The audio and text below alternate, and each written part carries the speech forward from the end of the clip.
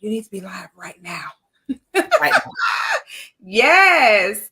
Good evening, everybody. Welcome to this week's edition of The Hot Seat. I am your hostess with the mostest, P. Koffe Brown, here in the great state of Texas by way of Houston. We are live on all social media platforms. So welcome in LinkedIn family, Facebook family, YouTube family, and Twitter family. So we're going to be sharing the live broadcast across the social platforms. And as you guys are coming in, please be sure that you like and share the broadcast from tonight. We have an amazing couple with us tonight, Chris and Mitchell Pratcher, the entrepreneurial family. And we're going to be talking about marriage and the blended family, how to bring two families and make them into one. So our discussion is going to get pretty in-depth, pretty detailed, and pretty specific tonight. So go ahead and start letting some people know that we are live, and we're going to get started in 30 seconds. Good evening, everybody, and welcome in. Coach P. Koffe Brown and the DFG Publishing House family presents She Chose Him and Screwed Me, 9 Reasons for Her Decision, a brand new anthology project by 9 incredible women. They share with you their reasons as to why they would date one and choose to be married to another. Order your copy today from your favorite author or simply go to www.dfgpublishingtoday.com. All right, everybody, we are back and we are in the hot seat with Mitchell and Chris Pratcher, our first entrepreneur couple here with DFG Publishing House. So what's up? Jason Tibnibs is in the house. Jason. And what's up, Clubhouse? What's up, everybody? So welcome into this week's edition of the Hot Seat. Go ahead, like and share the broadcast as you're coming in. And we're going to get this conversation popping tonight with Mitchell and Chris in the building. Loretta Diane is in the building. Welcome in. Hey, Right. As you guys are coming in, go ahead and share the live broadcast. Let everybody know that we are here. And we're super excited to have this incredible couple in the building tonight. So listen, this is going to be a hot conversation tonight. Mitchell and I go back many years, actually before her and Chris became Mr. and Mrs. Pratcher. Mitchell and I were friends a long time ago. So before her and Chris actually became one, back when they were dating, Mitchell and I were friends. So I've been knowing Mitchell for an extended period of time, and she's an incredible person. So definitely excited to have the two of them here with us tonight. So Chris and Mitchell, go ahead and introduce yourself and let everyone know exactly who you are. I'm Mr. Pratcher. I'm That's it. That's all you are. That's all you got. Let's go let her do all the talking. I'm not gonna do all the talking. Did he just say that and then just drop? Right. Right. No. I'm Mr. Pratcher. No, nothing. This is not Alcoholics Anonymous. No. Correct. So I'm continue. Chris. It looks like he's in AA and he's like, I'm Chris. Hi, Chris. Right. Hi, Chris. I'm Chris Pratcher, married to Mitchell. 10 years next year. It's been a wonderful ride. We blended our family, as you said. And Chris, we ain't getting into that yet. We doing intro. We talking about you, the owner. I'm the owner of Unclad Drip. Yeah, we know you blended your family. That's why you're here. That's okay. Already. So, Chris, I want you to go back to the intro. Okay, I'm Christopher Pratcher. There you go. Now, first-time author with Miss P. International best-selling author. A best-selling author. Thanks to you. That part out. And owner of Uncut Drip, father of 6 children. All right. Okay.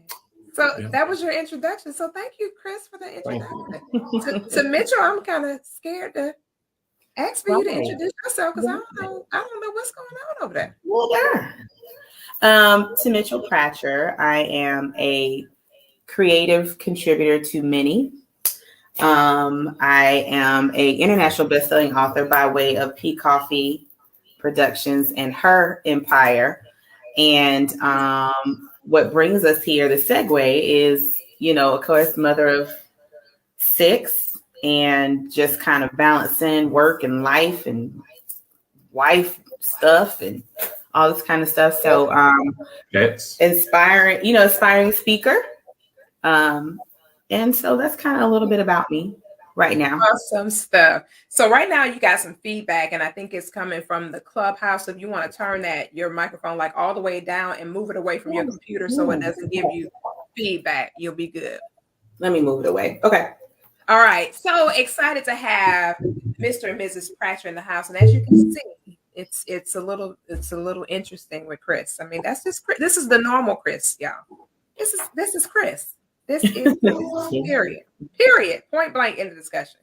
So we're super excited to have them in the house tonight. And this conversation is one that needs to be had more often because we are existing in a time where families are being blended more frequently than we probably really are aware of. People are starting to marry older, and therefore they're starting to come with families that they've had from other spouses or other relationships, and then they blend those two relationships together to recreate a brand new family. And so we want to talk to Mitchell and Chris about what that really looks like, how that really manifests, and what are the things that you have to address as a result of that. So first and foremost, to Mitchell, when I met you years and years ago, you had just given birth to your son. Your son at the time. And I think he's got to be like, 11 now, maybe? 10, 11? So Ty is 11. And actually, you met me before Ryan, my first one, my first baby. Oh, how old is Ryan? Ryan's 14. Okay. So I think we didn't actually become like really pregnant until actually after the little baby came. Mm-hmm. Okay.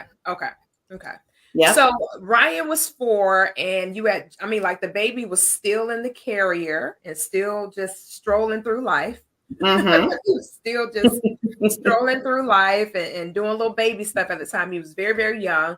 And I remember that you and Chris were in a long-term committed relationship at the time, and you guys were preparing to cross over into getting married. And so share with us what those first years were like. You guys mentioned that you had 6 children, and you only mentioned Ryan and the baby. What's your baby boy's name? I'm sorry. His name is... What is it again? Ty. Right. So you had Ty and Ryan, right? Yep. So I brought Ryan into our relationship. She's from a previous relationship. And Chris and I share Ty. And I married him with 4. So altogether we have 6. So we share one. I brought 1 and he had 4 previously. Yeah. Currently ages ranging from 23 to 22, 11. 18, 16, 14, and 11. Yep. So what does that blending looks like? Because back then, Ryan was very young. She was a little girl. And then, of course, based on the ages that you shared, we had some either teens or preteens going on during that time frame. How long were you guys dating? How did y'all even meet? So we met at work. And it's funny because I met him when I was pregnant with Ryan and engaged to another guy. Crazy. And so we were, really, really good friends. And of course, obviously that first situation didn't work out. And we met at work and just kind of really garnered a great friendship. And then it just kind of went from there. We didn't really have any romantic vibes at first. She was checking for you, boy. She was checking for you, Chris. She just denied. No, it's like seriously though, I'm not trying to play around. We were friends, and so Chris begs to differ. It was not like that. If we just here all night, if you want to talk about who asked who out?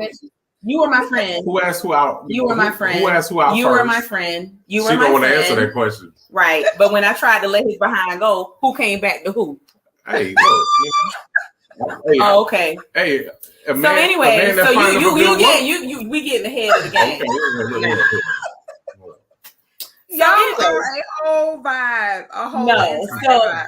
Because I'm sick of this. I'm sick of it. The story is so old, but anyway, it's true though. But no, seriously, yes. And so we didn't honestly though. We really didn't start out that. It kind of came into that, and then I'll admit the 4 children scared the mess out of me.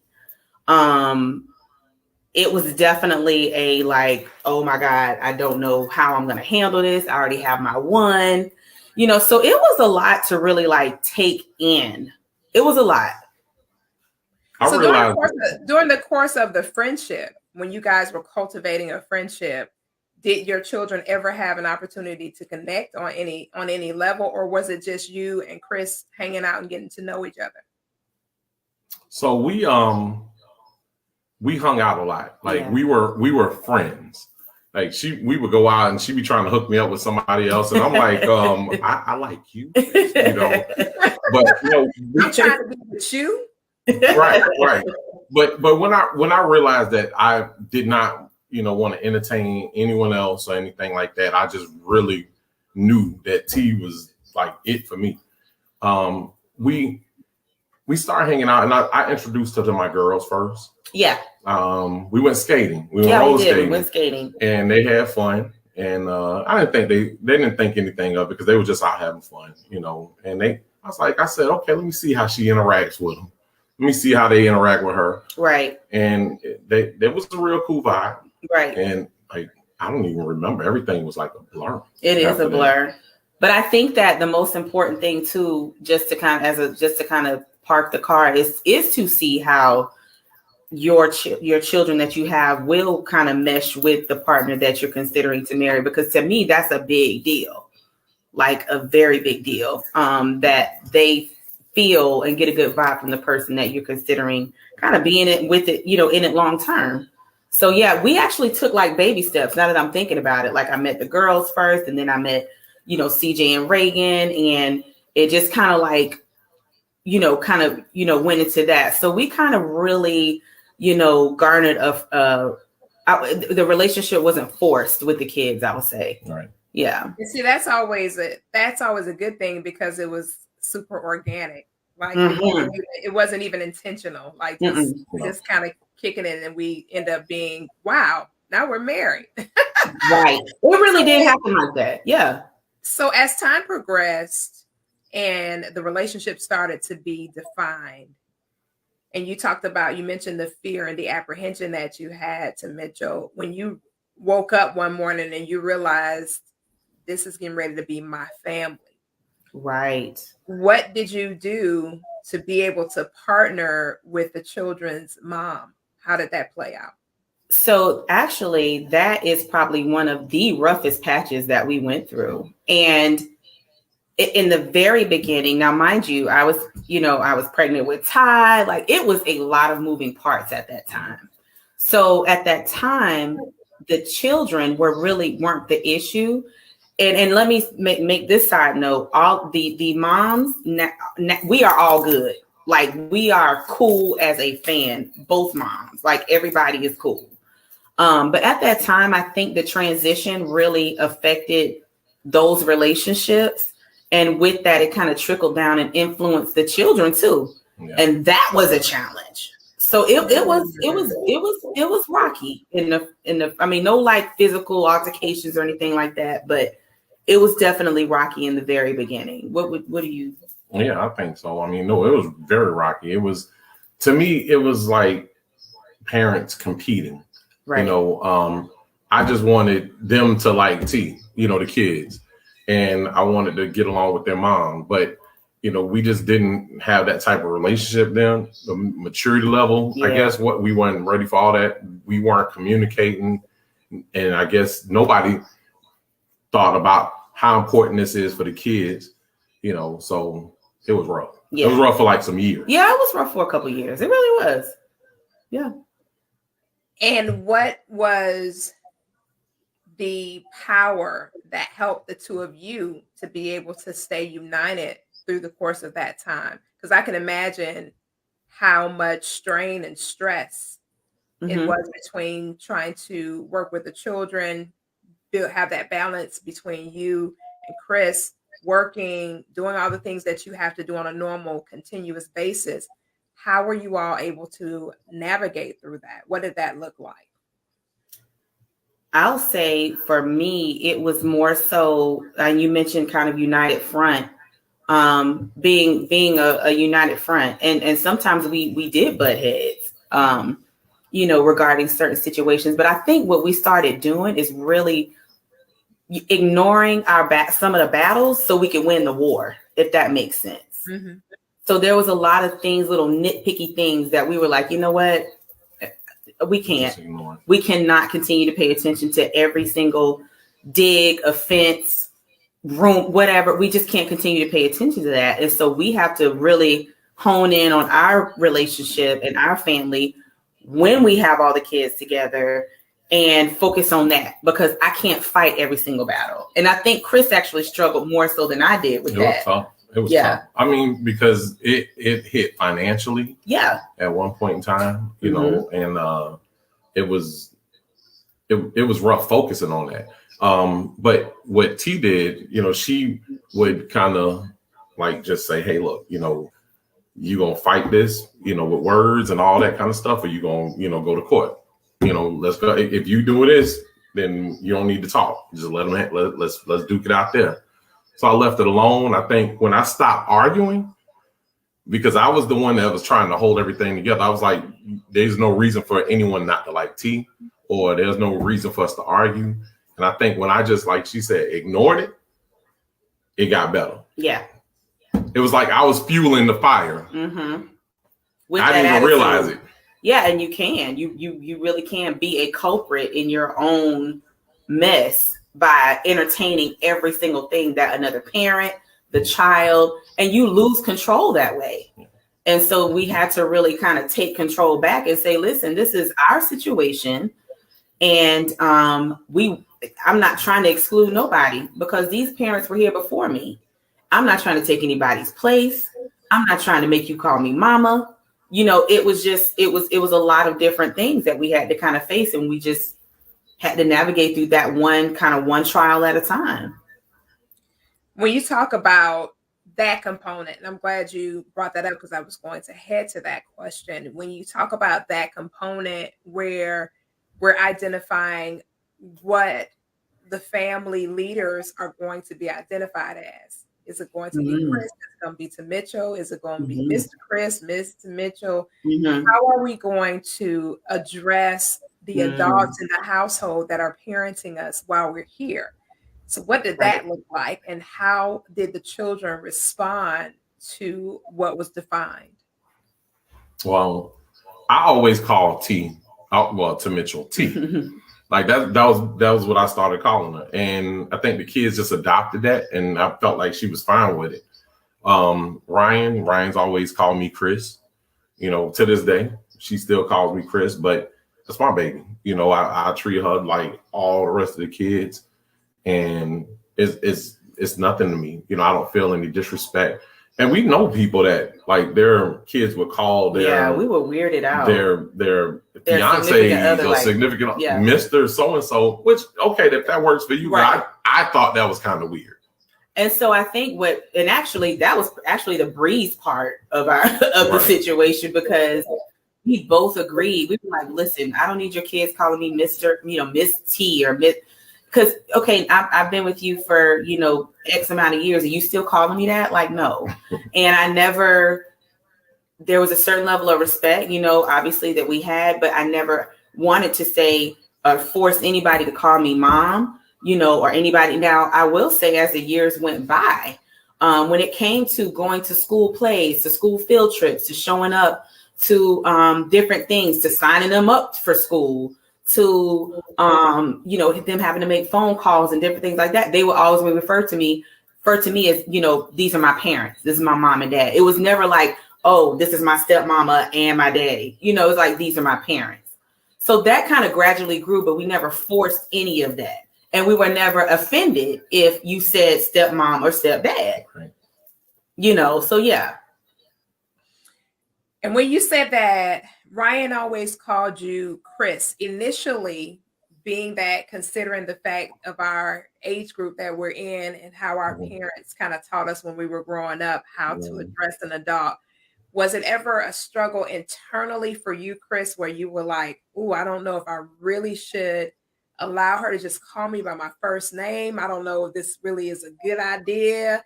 Were there ever any questions going on internally that you kind of had to wrestle with a little bit because of how we've been reared in our hue and what the expectation is of our foreparents, pretty much?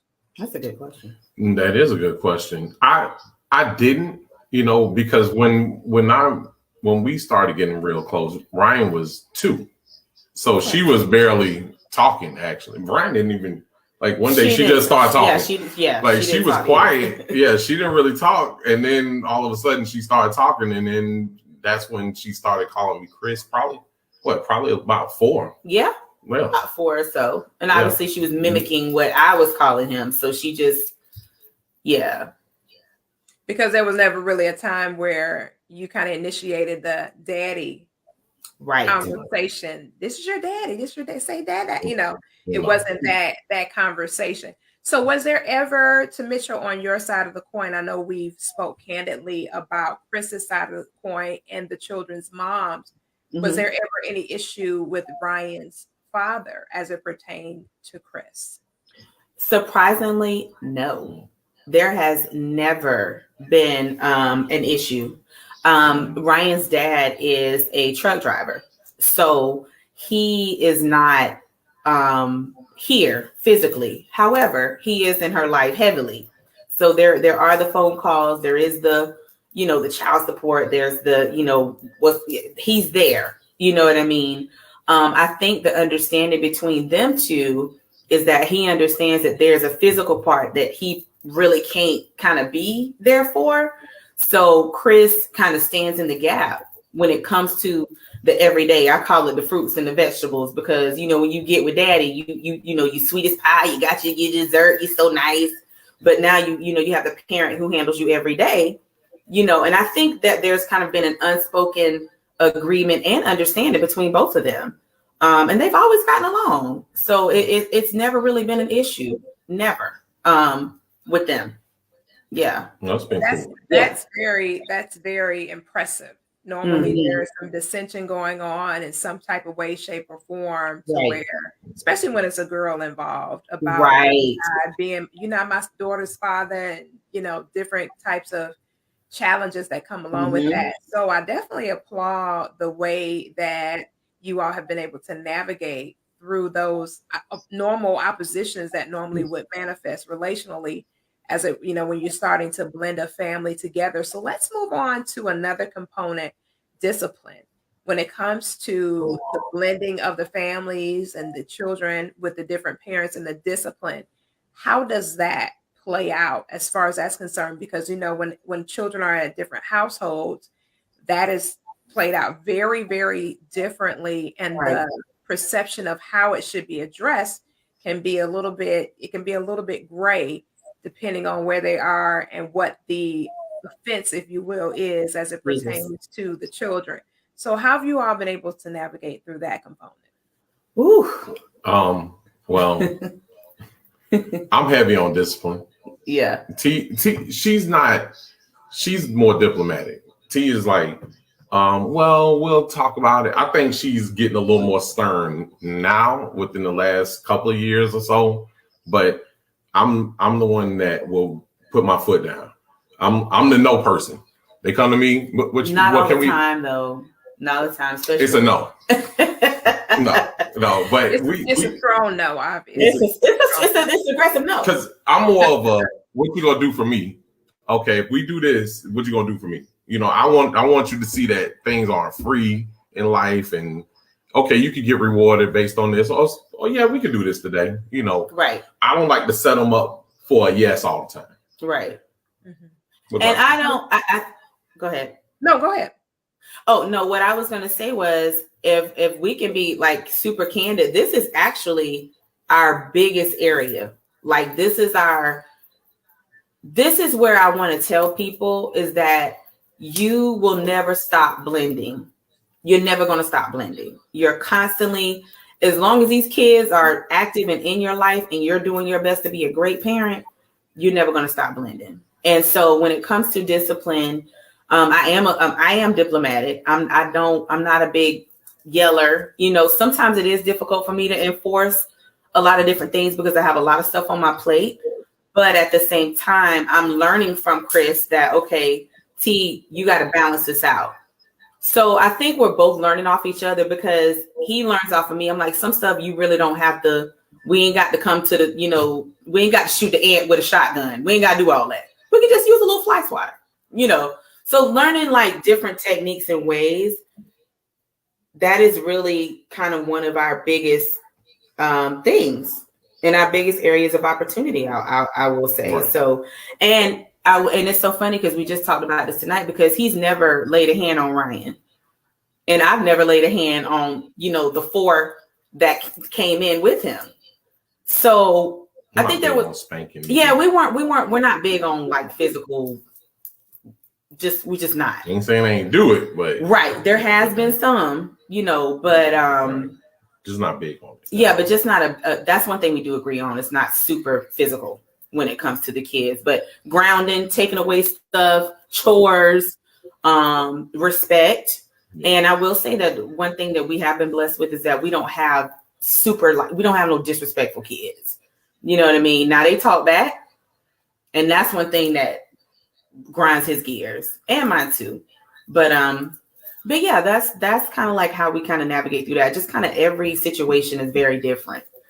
So now you mentioned quite a few age groups being present. Mm-hmm. You got about 3 generations that you're really dealing with. When you talk about children in the 20s, and you have teenagers, and then you have a child that's not even preteen, if you will, not just yet, even in the vein to be preteen.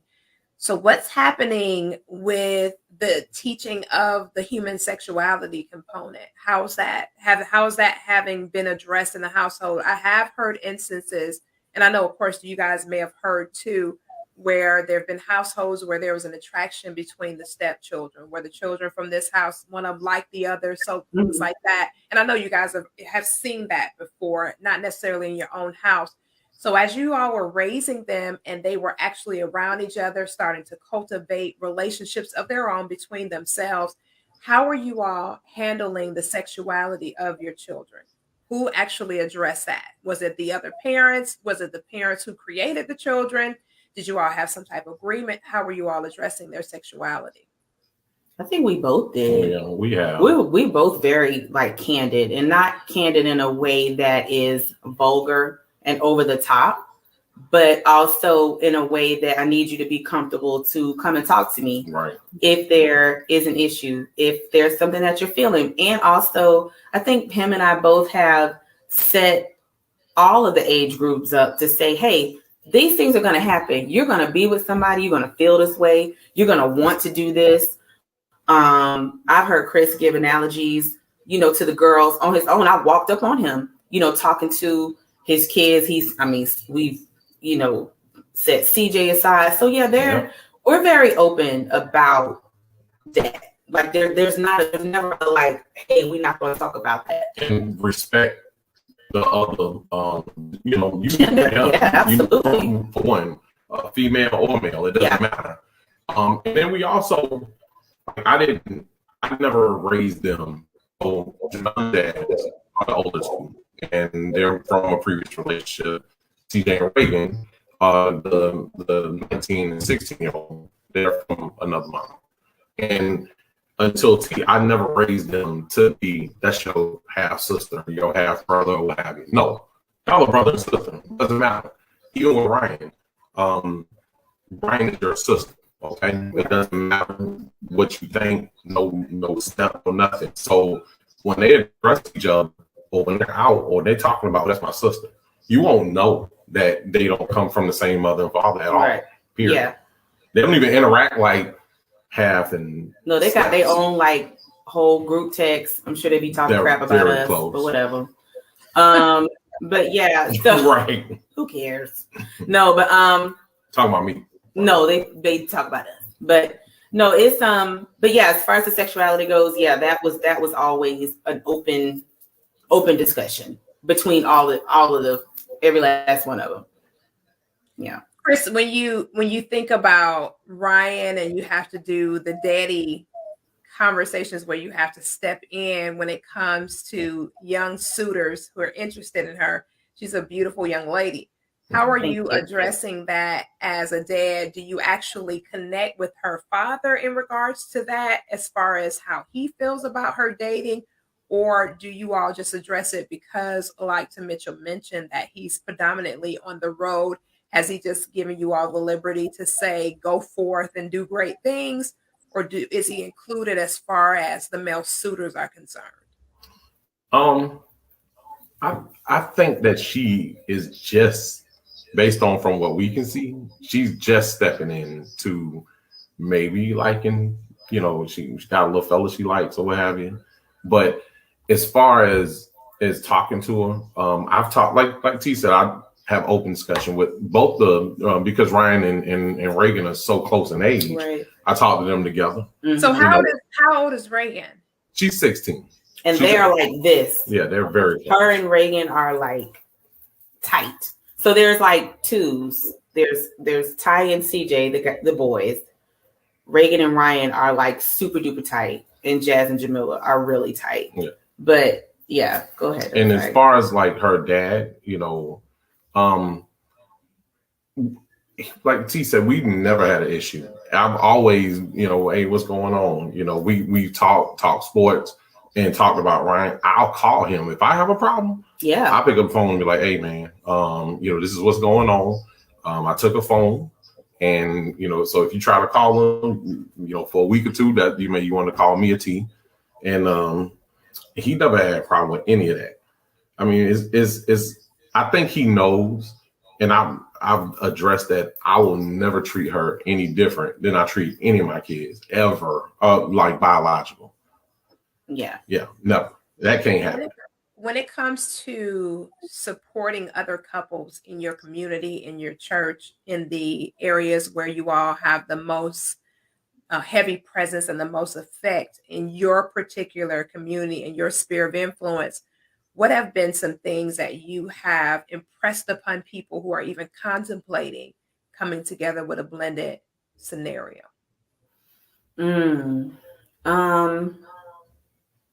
I haven't really. While she's thinking, can I say something? Yeah, I don't know if this addresses your question directly, but I think I know where you're going. We have, T and I, we are like fun. We like to have fun. I love my wife. I love the kids, and we go out. We're free. We're free spirits. I'm not trying to act like I got it. I'm not trying to, act high and mighty. I might embarrass myself out there. It doesn't matter to me. We gonna have fun though, and I feel like that we have been around couples that weren't doing anything with their kids. I'm talking about they would come home and go to sleep. Everybody be in another room, and we've hung out with them. And we don't hang out with this couple anymore, but they had quite a few kids, and now you see them. I mean, they it's like they lit up.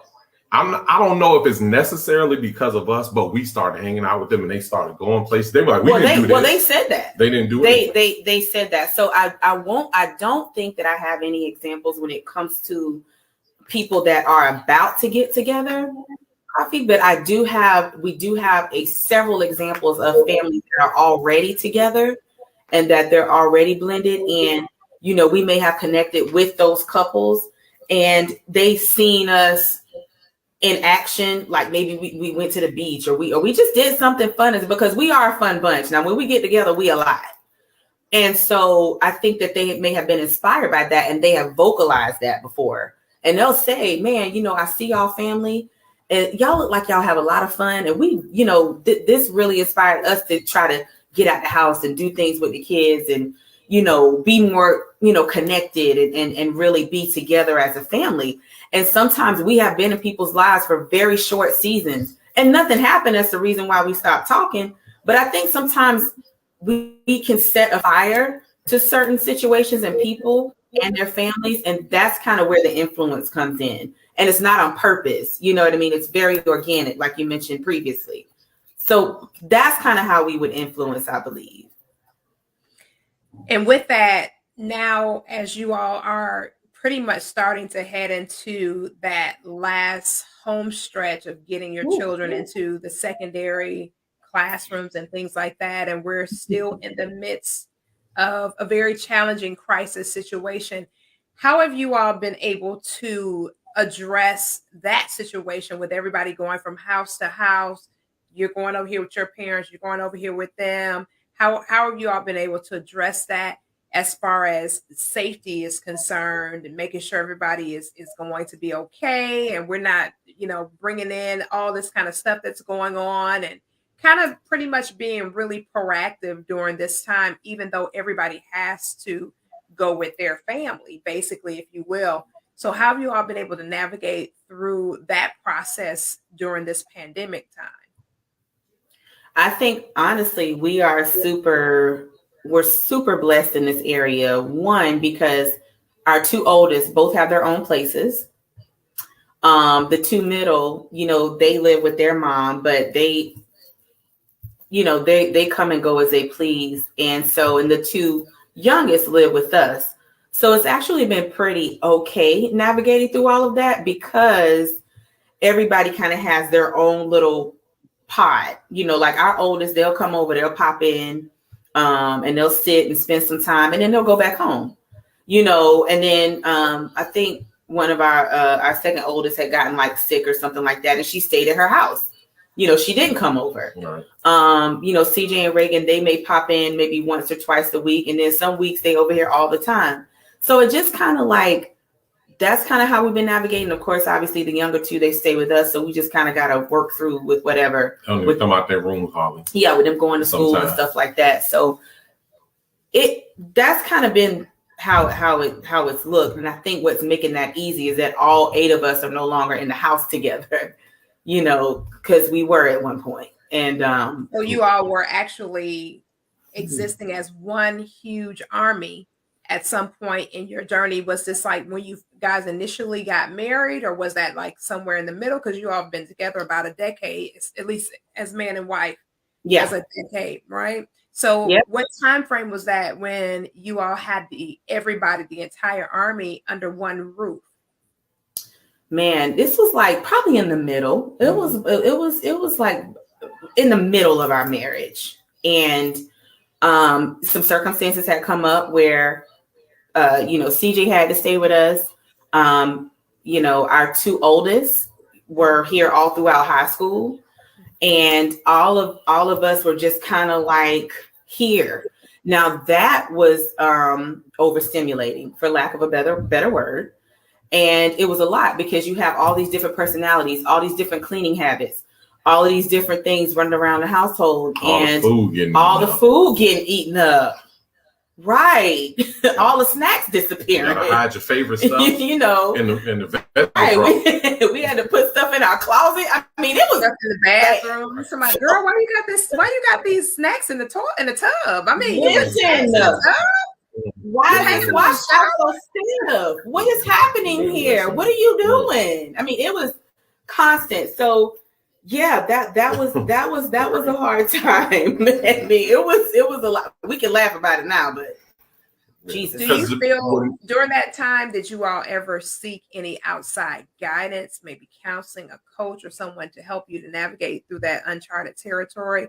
It sounds as though it was a little bit difficult to be able to navigate through everybody just all of a sudden manifesting, and just, we got to all be here and we have to live together right now. Was there anyone that you all leaned into during the course of that time to really, really help you navigate and to keep your marriage strong? I have to say, shout out to my bishop, Rudolph McKissick. We were going to our married ministry. Yeah. And we decided that we'll go. A couple of friends of ours, I think they started going. Mm-hmm. They're like, y'all ought to come. So we learned some things. I learned things about myself that I thought I was right on, and you was dead wrong, Chris. Dead wrong. Oh my goodness. I have to admit it. I have to admit dead wrong. But it was the wrong ministry. Yeah, I wrong ministry. That but I mean, I saw where T was getting like upset about things, like I think for a while she felt like the kids didn't like her. Mm-hmm. And I was like, what? They love you. So was she going back to where she was like, well, Chris, love and like is real different. It is very different. They like her. It's very different. They love her. It's just, you got this woman coming in, my daddy's wife or my daddy's girlfriend at the time or whatever. My daddy's wife. They never said that. Right. They never said that. It's true. But it's so true, though. It's very true. Yes. Because, we don't necessarily hear children say that, but I'm in the secondary education space, and I've heard students say on a number of occasions, my dad's wife or my mom. And that's the conversation. My mama's man and those type of things. And I was like, that ain't none of my daddy. That's the man that my mama married. And that's the lady that my daddy got. I don't even know what. And just to hear that, but to hear how the two of you have navigated, I would be really curious to sit all of the children down in one space and just kind of hear them tell their side of the story. I would love to hear that. They will call a meeting in a minute. Oh yeah. The kids, we need to talk to y'all. They'll call a meeting and talk to us. All of them. They sure will. Yeah. And so, but I appreciate that because that's the type of communication that we've cultivated with all of them. Right. And it's like, I don't ever want you to be afraid to come to me or your dad. And if it's something you want to tell me in confidence, it's going to be between me and you. Now, if it's damaging, obviously I'm going to share it with your dad. Absolutely. But yeah, so we've kind of, I know for me now, I've built my own little relationship with each one of them, and I have to love each of them very, very differently. Mm-hmm. And we all relate different. You know what I mean? So, but now I think is definitely panned out. With the amount of children, 6, that's a lot, and it has been. I would love to do that. That'd be cool to kind of interview them and see what they say. Yeah, next year we're going to really kind of be tapping more into family, the whole entirety, because being in the relational space and coaching and things like that, I have found that a lot of times the conversations that we really should be having, the children should be involved in those communications, because we have a tendency to not let them speak their truth when it comes to, their experiences and what they really saw and had manifest with them. I mean, we kind of assume what they really think and feel, but in reality, what they think, who they are, how they feel is really kind of a lot different than what we perceive. Prior to us getting on, I was having a conversation with Yasmin, my youngest daughter, and we were talking about just the difference in generational thought patterns and ideas and how our foreparents did with us versus how we did with them before their dad passed. And just to hear her side of the coin as far as the experience is concerned, it's very enlightening, because it's like, I don't recall ever having those type dialogues with my parents, basically saying, you suck, what you did sucked. You need to get yourself together. And, that ain't, Jesus didn't do that. That was you. You need to get yourself together. And I know Black folks don't normally apologize, but what I'm going to need you to do is get yourself together and say you're wrong. Please. That's right. God bless you. Have a good day. And that's one thing that I think him and I know for me, I'm very good at, is I want to teach my kids how to apologize, because parents can get out of pocket. And the reason why the 40 somethings is so tired is because we are really grappling with our old values and these new values with these kids. And we want to be stern and we want to keep our old stuff, but then we also want to be empathetic and we want you to be open and we want you to have to. So it's a lot.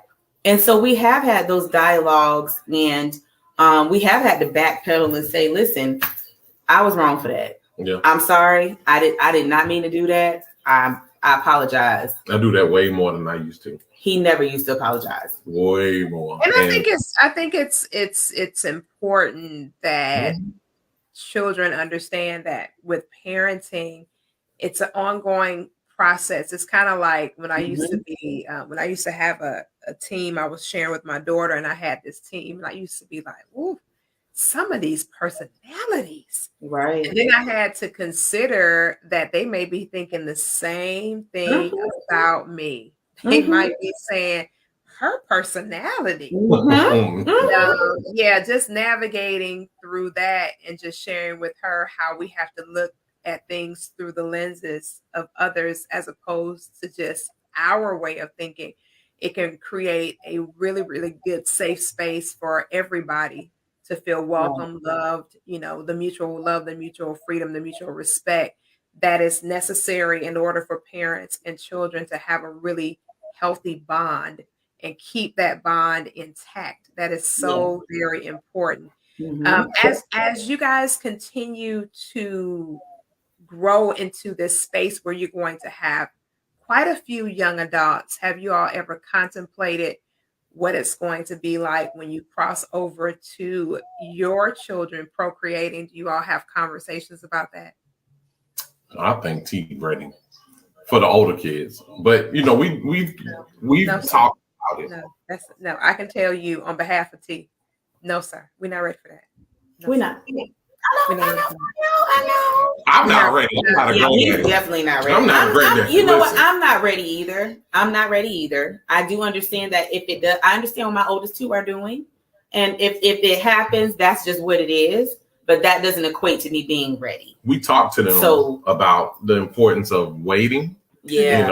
And making sure that you're with that person.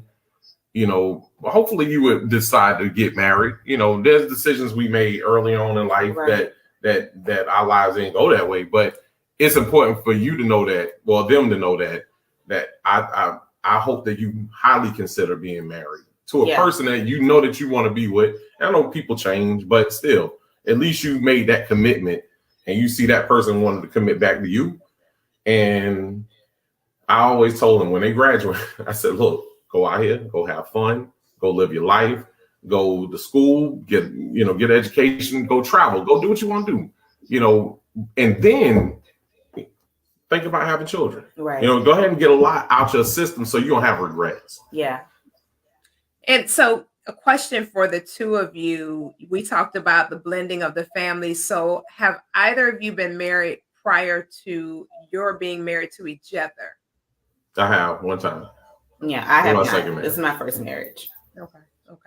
So when you contemplate that and you think about that part, when you think about that, have you ever felt like there was any comparison as far as with your parenting versus Chris's prior spouse or anything like that? Have you guys ever had that kind of hiccup to manifest? No, actually, no. I think that one thing that I did love about, or that I do love, is the transparency that Chris talked about, with what happened with his first marriage. And, it never really crossed my mind because they didn't get this far in the game. And I believe there's only certain things you're going to learn while you're building the ship. You know what I mean? And there's only certain territories you're going to reach if you're in it. And I don't believe that they were in it that long to really even build up a case or to even talk about, I used to do it like this or what have you. So no, it was never really an issue because it really wasn't that much to compare, if that makes sense. That makes perfect sense. So basically the two of you kind of created your own life, even though there were other people prior to each other. So it sounds like you still had a really kind of strong foundational experience between the two of you in how you built and you forged your relationship. So let me ask you, how long were you all dating after Chris says, you trying to deny that you was all deep and in love with him? So when that real shift happened and the two were in agreement, how long was the agreement, the dating? where everybody knew they was together. Because I like how you put that together. Right. Obviously, somebody didn't get the same information that the other person got. So once everybody got the same information and you guys started taking the journey together, how long were you all in a committed relationship before you actually got married? And did you all actually live under the same roof? We did. So we hung out in groups. And then we started hanging out one-on-one, and Ty came up really quick. Yeah. Like he came up quick. It was, we were probably dating for about a year. Mm-hmm. And T got pregnant. Mm-hmm. And I had my own pregnant. She got pregnant by herself? She got pregnant. He knocked me up, Koffe. Oh, I think that's what happened because he said she got pregnant. Like, why do men say, let's stop right? Let's put that's another conversation. She got us pregnant. That's another conversation. What I'm saying? And why do men say that you got pregnant? What do you mean? We got pregnant. Thank you. We got pregnant. Because I have no sperm. I just have an egg. I ain't got it. All I got is an egg. I don't have no swimmers. I can't get myself. Somebody's son would have to get the daughter of Zion pregnant. But go ahead. Zion. Go ahead, Chris, with your side of the story. But yeah, it was about it was about like in totality about 2 years. And honestly, Chris was very, I was more of a commitment phobe.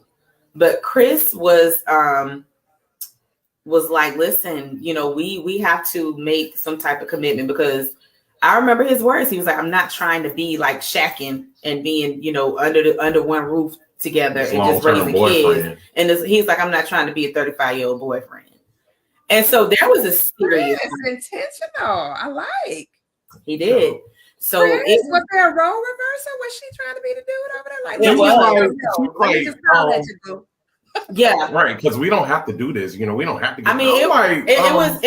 It surprised me coming from the type of person that she is too. Yeah, I wasn't on board. I mean, we can be super transparent. I was not on board. She was like, we could try this. I'm like, try. Yeah, I was like, we can do a trial period marriage. We can do it for 30 days. See if it works. Trial period marriage? She told her exact words. We can try this. You are coming in hot, ma'am. I did. And so he trial period? Yeah. She tried to leave me. But he was very Chris, wait a minute. Don't slide back. I heard you. She tried to leave. Yeah. Oh, yeah. You got things going on. I'm just, and I think you were pregnant then, right? I think I was and didn't know it. And yeah, so she didn't know it, but she was trying to leave me. I was like, hold up, time out. I was off work. I went up to Citibank. I was like, hey, let's go lunch. We need to talk. What's going on with you? You went to the job? You went to the employment place? I turned around, I got off my phone call, turned around, he was sitting right there. Oh, okay. On your day off? Yeah, okay. That's what we're doing. So you here at the office, sir, you on your day off. You here, sir. You right here at my office where I'm at. And okay, so you coming in. You said no, ma'am, it's not happening. So it's a very interesting story on how things kind of like transpire. It is not your common, we fell in love and blah, blah. It's really not. That. Not like I didn't like her. I didn't like him either like that. But that was in a very, So yeah. Yeah. When did the switch happen? Was it I have a friend and she told me one day she just woke up and it was like, I think I'm in love with him. She said, and they've been married probably 30 years now, something like that. Yeah. But nonetheless, she was like, before it was like nothing there. And then she said she woke up one morning like, I think I'm in love with him. I think it was just one of those things where it was like, let's just go for it. And I was like, it really was kind of like a light switch, like, man, I'm gonna settle down with this dude, so it did at some point hit me. And then she told me, yeah, because I was praying and everything for the Lord to give me a sign. And he didn't give me no sign. I'm like, what? I thought he was gonna give me a sign. What kind of sign did you think you needed? Right. I need a sign to know if this is what I need to do. Give me a crash and burn sign. Give me something, Jesus. Is this where I need to be? So, and I didn't get that. So what kind of did you need? We ain't making this up. This is real. This is real life. No, I know it's real because I mean I knew to Mitchell versus this to Mitchell is not the same woman. It's just not. She's softer now. You know what I mean? Kind of like, she got a little soft over time. I like it though. Yeah. It's really dope. It's really kind of cute. I was hardcore. She's a sweet lady. I'm gonna tell you, I don't think I'm ever gonna. I think I'm still kind of a little. Yeah, I don't know if I'm ever kind of. Well, maybe I don't know. We were gonna even try to plan a wedding, like we were talking about what to do and when we want to do it. And one day, she wakes up and says, "Let's go get married." Yeah. Oh wow. And that's kind of like, it was like, you know what? Let's just. I was like, oh, okay, you want to do this today? Yeah. And that's so y'all went to the courthouse. Yeah, we went to the courthouse. Well, we got married in church. We got married in the church, and we had one witness, which he passed away, and that's a whole nother story. I loved him, and he passed away before signing the witness statement. No. This is afterwards. I was gonna say, well, y'all ain't really married, but go ahead. I'm not dealing with got that whole Martin and Pam thing going on. Right. Y'all ain't really married, but go ahead. What you say? And I don't wasted this whole hour talking to y'all, and y'all ain't even married. All this time that y'all, I thought I looked at the Duval County. You stupid. My common law. Right. We got a common law thing going on. No. Oh, I have mercy. Yeah. So that's how that started. But to really just sum it up, it really was a decision, because you have to decide to love these children. You didn't choose these children. Your children that came from you. That's easy. Absolutely. But to deal with children that did not come from you and have already been programmed by different opinions, lifestyles, values and stuff like that. And for you as a step parent to make a choice to still be there for these children as if they are your own takes a different kind of strength. So it is something to think about if this is the route that you are deciding to go. Right. Yeah. Because you are marrying this person and their kids. Mm-hmm. Like that's how it is. That's how it is in my world. Yeah. I was with T and I was with Ryan, and that's how it is. They come together, and I'm gonna have to love this little girl like she one of mine. Yeah. And I was another question for you guys before we wrap up for the night. So I have another question for you guys. To Mitchell, you mentioned having quite a few things that you have to navigate through as far as work and things of that nature, some things that are on your plate. And I know you and Chris are in the entrepreneurial space, and I know that you all do some kind of traditional work as well. How do you all navigate through that and be able to get everything done that you need to get done with the children, still have the time investment for each other, have the time to do your self-care, all that good stuff? Are you all doing a schedule? How is that working out for you to have your you time, to have your us time, to have your family time, and then work on creating that, legacy, that inheritance for your future generations with your brand and the companies that you're building? There ain't no schedule. Because you know what it is? There are so many different things that happen throughout the week that are beyond our control. They change. So one day he might be responsible for dinner, but then he has to get called off for practice or something like that. And now I have to do dinner. And now I got to switch around. So there's so many different, and I think really what it is working as a team and being able to pivot at any given moment. But we are very vocal about whether or not, hey, I need some time. I need my me time. I need some time. Like, we are very vocal about that when we need to kind of get away. And we're very vocal about like, hey, it's time for us to go on a date night. We need to do some dinner. We need to do something. Let's go have some drinks. Let's just hang out, me and you. So I think just vocalizing that and being upfront is how we kind of navigate through that. And I'll be upfront and say, hey, I'm about to take 2 hours because I need to work on this. Right. So while I'm working on this, just leave me alone. I stay up late. He stays up late. So there's a lot of different little things that we do to kind of navigate through that.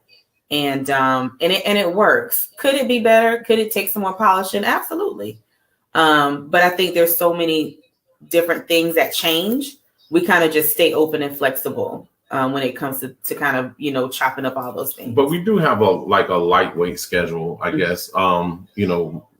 Just Monday is Monday. The kids is Tuesday is family night. Yeah, we do have a family night. Like Ty have practice. Right. And then your mom picks up. You have guy night. For Thursdays, I have guy night. Yeah. Fellas night. Yeah. So there's a couple different things. I may have brunch with the ladies on Saturday. But Tuesday night is definitely the staple night where all the kids come over. We'll either play a game, do dinner, do something together. But we did, and they wanted that. I mean, we wanted that, but they were like, we need to do this. So yeah. Sundays will be family night. Just we keep that open. Yeah. But most of the time, if we're with the kids, and let's just say we had something that we were gonna do, and everybody's just still having too much fun doing what we were doing. We'll cancel out. Well. Yeah. It happens. Yeah. So we're getting ready to wrap up for the night. You guys, we have been with Chris and Mitchell Pratcher, our first husband and wife international best-selling team.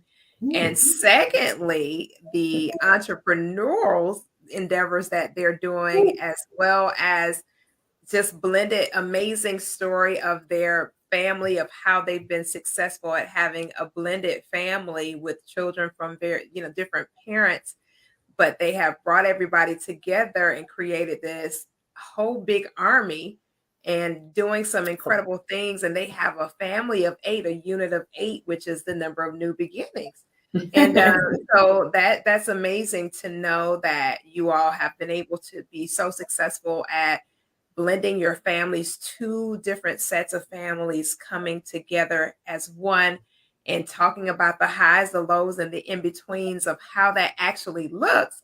But I got a little bit of a question. I'm still sitting here pondering, why I don't have the T-shirt that the 2 of you have on tonight. It says who all over there. And it's just pro-Black. That's a pro-Black T-shirt. And I'm really saddened because my backdrop, it would have matched perfectly for all of us to have had on that T-shirt tonight. You know what? I dropped the ball. You're right. Remember that segment where I said I apologize? I'm apologizing because I was wrong. I should have sent that to you. I don't even want to hear that. I don't even want to hear that. What you want to hear? What you coming in hot? Who all over there? If that's not an African American T-shirt, I don't think I've ever seen a pro African American T-shirt in my whole life. Can I say where to get it? Can I plug where? I don't even know if I want you to plug it. And the show is I don't even know. No, seriously, congratulations on everything that you guys are doing. I don't know why it kicked them out. They went off the program. Oh my God. So guys, hopefully they can hop back in. Jason, I don't know what happened. They just kind of hopped off the screen. But hopefully they are able to hop back in. Apparently their screen went out. I don't know. I think that I'm here. I don't know what happened. It was like I don't know whether the devil got in it or something. What happened? But you guys, they are in the clubhouse room right now. You can hear to Mitchell's voice. But they're going to share with you exactly how you can actually grab that T-shirt. Who all over there? It's a very dope T-shirt. I love it. And I definitely am looking to do that and do a TikTok and let that thing go viral because that is a dope T-shirt. So to Mitchell, Chris, if you guys can share with our viewing audience before we head out for the night, where they can get that T-shirt. I got to get mine. No, absolutely. You will get yours. And again, we do apologize. You know we got yours coming. But you can go to www.uncutdrip.com. And this hoodie and this shirt has been selling like really, really well. So it's become pretty popular. And you can get a t-shirt or a hoodie in any color, I think from gray, green, white, and black, I believe. So yeah, you can go to www.uncutdrip.com and just kind of browse around, and that's where you would go. Awesome. Okay, so I think y'all are back. Okay, awesome stuff. That's the baby. Ty? I remember. I know who Ty is. I can't forget Ty. I used to help take care of Ty when he was a tiny human. When Mitchell and I were back in the day where we were doing our theater. Yeah, I remember that. Yeah, I remember Ty. Ty gave me a hard time. He really did. But, oh yeah. Yeah, Ty gave me. Mitchell was like, "Can you just take him out?" Because I mean, can you just take him out? And you know how she make that face, Chris? Like he worrying me, and so I can't do nothing. Can you take him out? Can y'all take him out? Can the kids? It's okay. The kids take him out, play with him, because he don't like. He not feeling it right now. He's not gonna be still. Absolutely. He came out rain. I remember. I totally remember when he was a tiny human. Yes, I remember definitely. So to Mitchell and Chris are back. If you can share with the community again where they can actually get the t-shirt and how they can find the two of you. Yeah, so we have a website and it's called Uncut Drip. Uncut stands for Until They Say See You Trying. Some very my favorite. Well, now this is the favorite because it's been selling like crazy, but Unsilenced, that was one of my favorite shirts. And that's how we kind of started. And it was just basically, thinking about the person that has come up, they weren't polished, but you come up rough. You had to go through some things. And my logo was a diamond, so it was perfect. Yeah. But it's www.uncutdrip.com. And you can find a realtor online. Yeah. And to Mitchell is a realtor in Florida. So if you're looking for a property and you need an incredible realtor, she's been in the space for a number of years. So she is definitely considered as an expert in that arena. Be certain that you connect with her.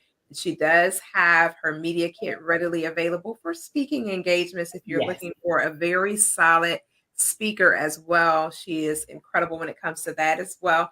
She's also, her and Chris are both international published authors, and you can definitely connect with them about grabbing some autographed copies of their publication, most definitely.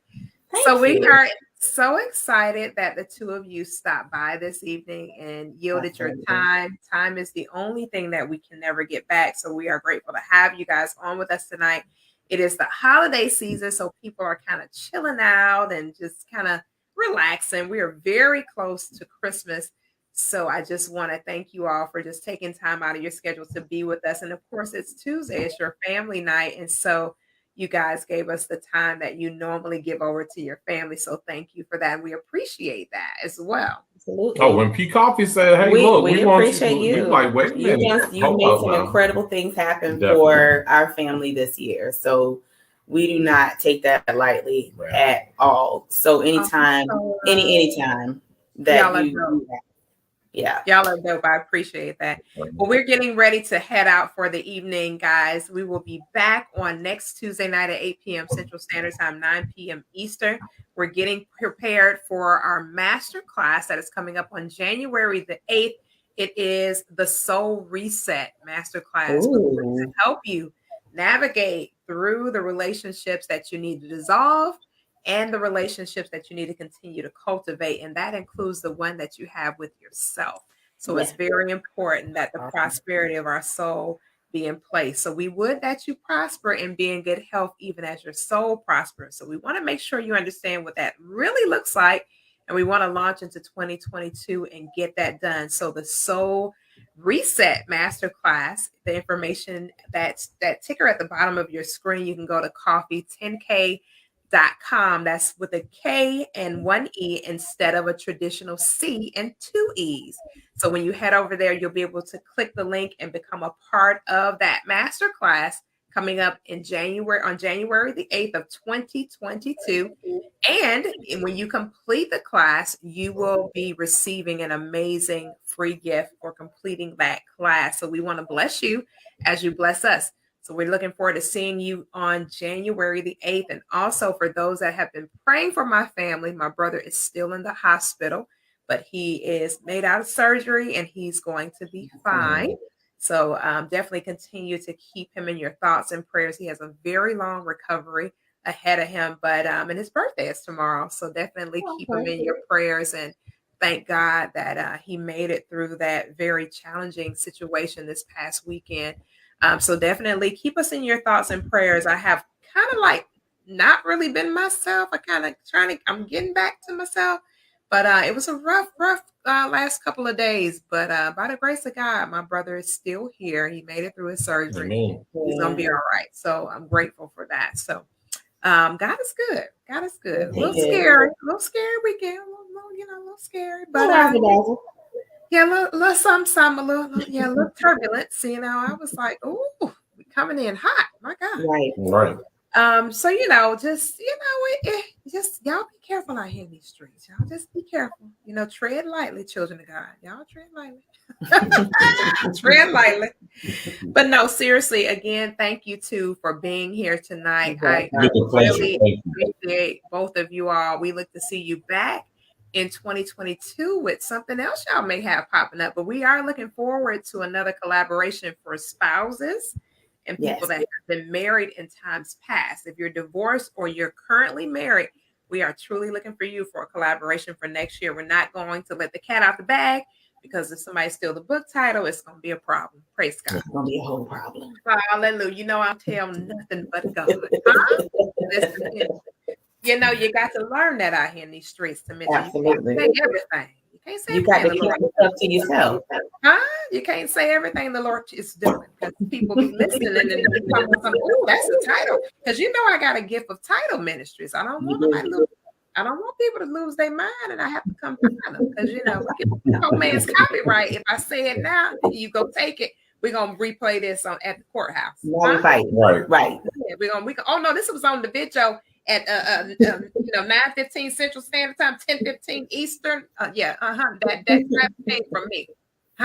Okay. So I love you too, and thank you guys again for being on the show tonight. And Ty, welcome in, Ty. Good to see you. So hopefully next year we'll have your entire family on with us, and we can definitely talk about how the children feel about that blender, that same blender with the strawberries and bananas and all that kind of stuff. Right. That's going to be an interesting conversation, for real. Yes. All right, everybody. Until next time, grace, peace, and blessings be unto each of you, your families, and hopefully you all have an incredible Christmas and Happy New Year.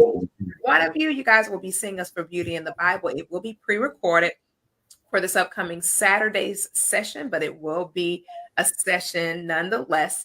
We will be talking about Christmas, and then we'll be back next Tuesday evening at 8 p.m. Central Standard Time, 9 p.m. Eastern. Until then, grace, peace, and blessings. And good night, everybody. We'll see you next Good night. Thank Coach you. P. Koffe Brown and the DFG Publishing House family presents She Chose Him and Screwed Me, 9 Reasons for Her Decision, a brand new anthology project by 9 incredible women. They share with you their reasons as to why they would date one and choose to be married to another. Order your copy today from your favorite author, or simply go to www.dfgpublishingtoday.com.